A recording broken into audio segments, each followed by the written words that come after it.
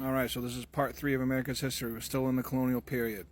We're picking up right where we left off in the last video, which is 1675. King Philip's War breaks out in New England. Now, the chief's name wasn't actually Philip. That was just the name that the English gave him. His real name is something I'm not going to try and pronounce because I don't want to embarrass myself. Now, the chief here was able to successfully unite all the Native Americans of New England in a general assault upon the whites.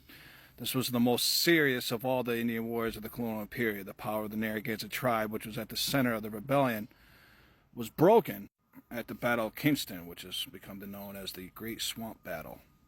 The unaliving of King Philip put an end to the war in 1676, and so many Native Americans were unalived during this that New Englanders didn't really have to worry about the indigenous population for quite a while. 1676, you had Baker's Rebellion that broke out in Virginia. Nathaniel Bacon here was the leader of this rebellion.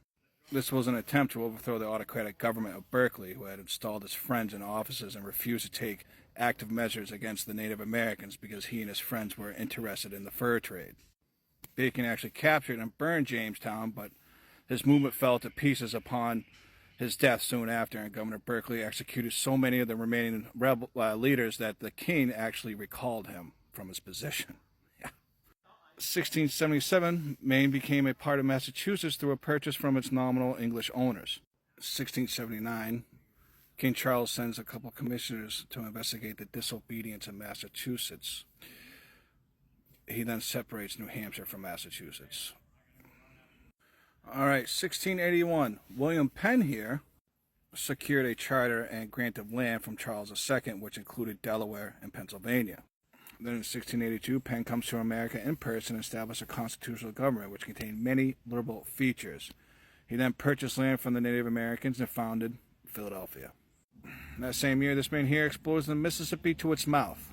Now, not only did he claim the land watered by Mississippi, but also the territory drained by his tributaries. He named this vast region Louisiana after King Louis of France, which is this man here.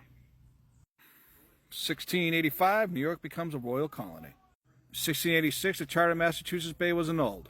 And then this man here was appointed governor over all of New England. Now, this guy gradually took possession of the various colonial governments, including New York. His administration in Massachusetts was especially severe. He invalidated land titles, he overthrew the congressional churches, and entrenched onto the privileges of legislature and the courts. In 1688, you had the Huguenots, who colonized New Rochelle in New York. Now, the Huguenots was a religious group, but religious conditions over in France caused the migration of many Huguenots to the other American colonies, especially the Carolinas and Virginia. Failure of the French government to allow them to settle in New France gave the English colonies a desirable addition to their population. By 1689, this guy ends up being driven out of Massachusetts Bay, and the New England colonies reestablished their former governments. Also in 1689, you had a rebellion underneath the leadership of Jacob Leisler that had occurred in New York. Here's a better picture of that man. Alright, 1689, Louis here is once again the governor of Canada. Also that same year, you had King William's War break out, which was the first intercolonial war. This really marked the beginning of a contest which continued with little intermission until the downfall of French power in America. In 1690, the French and their Native American allies attacked the northern frontier. Massacres happened across the land. You had one that happened here in New York. You also had Salmon Falls in New Hampshire, along with a number of other places. Also in 1690, 2 colonial expeditions were sent against the French in Canada.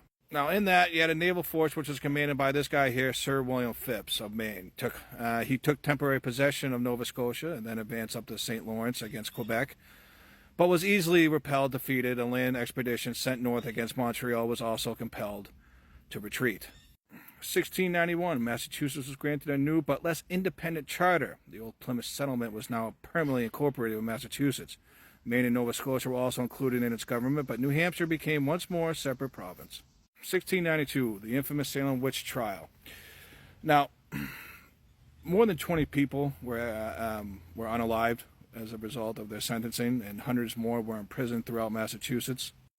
one of the judges here was actually a very accomplished fucking individual, and he would have a much more story in our history if it wasn't for his blemish of the Salem witch trials, which he apologized for, which is pretty unheard of a man of his stature actually apologizing for anything. But the reason why I say he would have a much more role in American history that would be more prominent if it wasn't for his blemish on the Salem witch trials is because in 1700 he wrote the first tract called The Selling of Joseph. It was the first tract in America that really spoke out against slavery. He was a big anti-slavery person. Alright, so that concludes video 3. We're still in the colonial period, but we're going to pick up right from where we left off from the Salem witch trials and continue on video 4. Thanks for sticking around. Good talk.